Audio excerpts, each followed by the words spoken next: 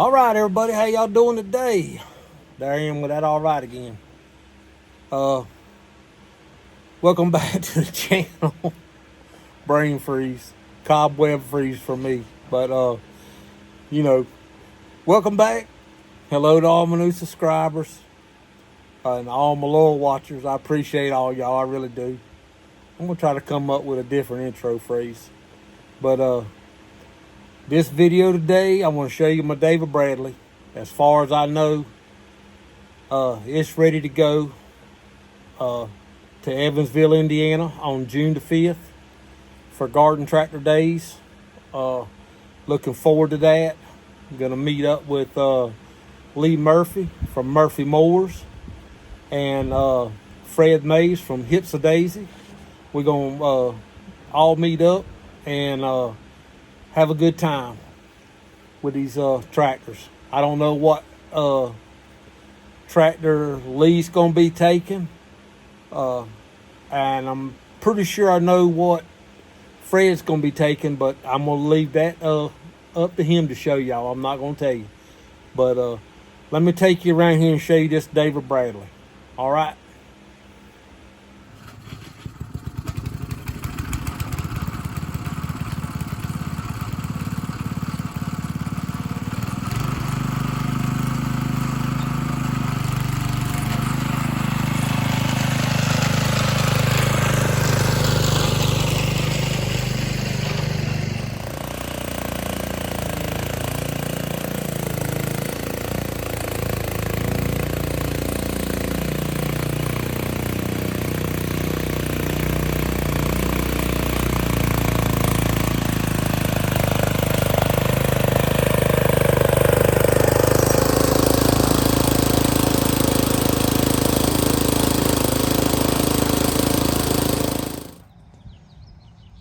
Well, this is the same tractor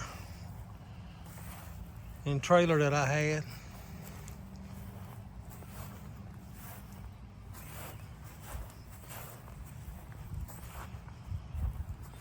Sunglasses, toolbox, paint.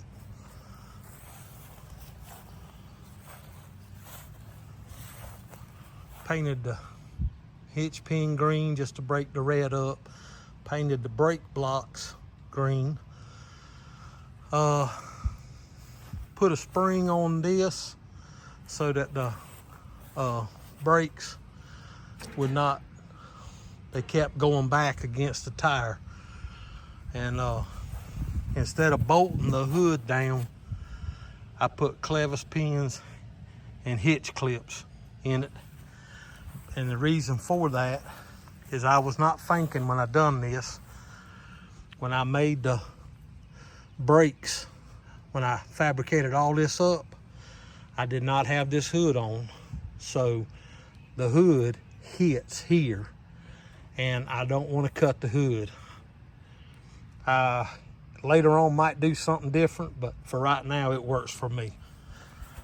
So that's why these are not bolted on, and I'll show you.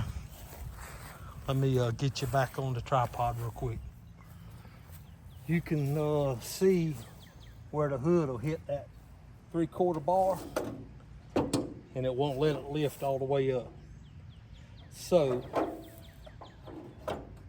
what I've done was put these in, so all you got to do is reach back in here, push these, pull it, get the pin out, come over to the other side, do the same thing with this clevis with the pin, and just lift the whole hood right off. I know that ain't the way it's supposed to be done, but that's how I'm doing it. Okay, original tank, but that tank is for a Continental engine because it has the rings. Briggs and Stratton tanks were flat. I could not use the original air filter on here because it would not clear the hood. So that's what really gave me a lot of problem, was trying to adjust the carburetor because it's sucking so much air. it's adjusted good, and I'm probably just gonna leave it alone. I'm not gonna mess with it. I changed out that fuel filter. That other one was so restrictive because of the cloth or material inside of it. So I put this one on there with a cutoff valve. I replaced all the hardware. This piece here is a belt tensioner. This piece, and this rod right here come off of my original David Bradley I had when I was a little kid. So that's about it, y'all. Hood.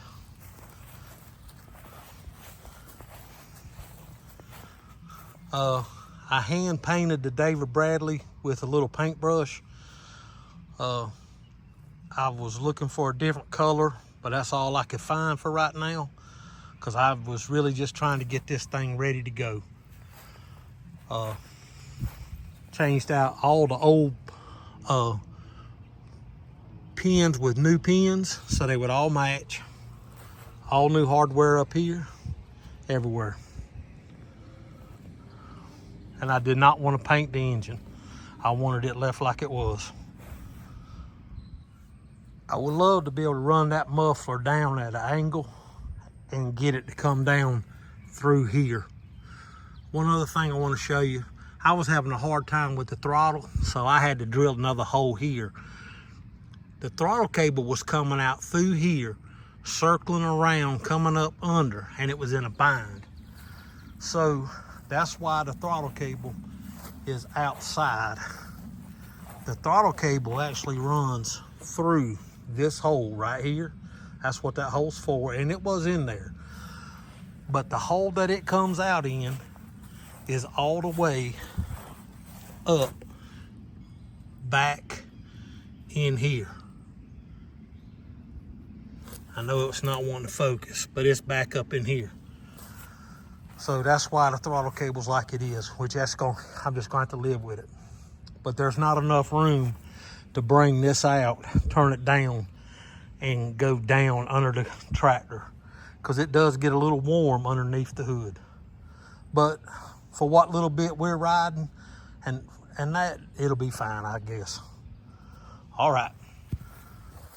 One other thing that I have learned on this carburetor, I've got a cutoff back here, right there. You can see it. But I put another one right here, because with this updraft carburetor, even when the float shuts off, it still allows fuel to run in, and that's why these will leak out of these holes, this weep hole right here. That's what that weep hole will do, and it will come out of the hole where the screw goes for holding the air filter. So every time when I go to cut this thing off, I turn the shut off valve, let it run a couple seconds, and then I cut the motor off. So sorry about the camera work. That was my neighbor. He's jealous. But that's it. This is the first updraft carburetor I ever worked on.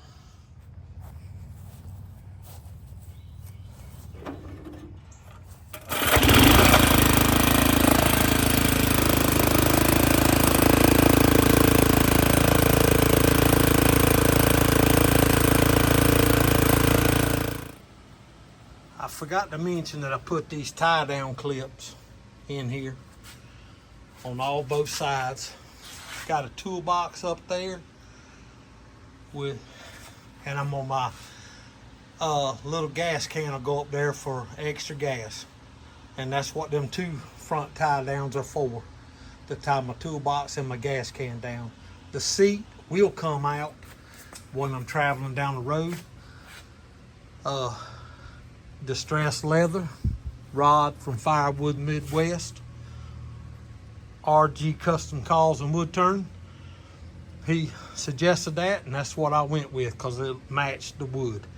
But I put these the tie downs here because when we get to Indiana, when I get over there to the flea market part of this garden tractor, I might wish I'd have added an extra couple boards to the side of this thing, because I'll have stuff strapped down.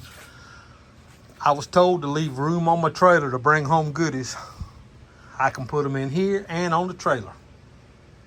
Well, folks, that's it. I'm done. David Bradley, as far as I'm concerned, is done. If I think anything else needs to be done to it, I'll do it and let you know. But I'm ready to go to Evansville. Like I said, I'm looking forward to seeing all the garden tractors. The video that I seen last year from Lee Murphy at Murphy Mowers, it's going to be a good time. I'm looking forward to the flea market side of it also. I have a couple specific parts I'm looking for my wheel horses, because that's going to be the next one I work on. And I was asked one time before what paint did I use. I used gloss apple red Rust-Oleum. It came straight out of Walmart. So, I mean, that's about the best I could do. Now, on the wheel horse, it is International Harvester red, but I ain't worrying about that.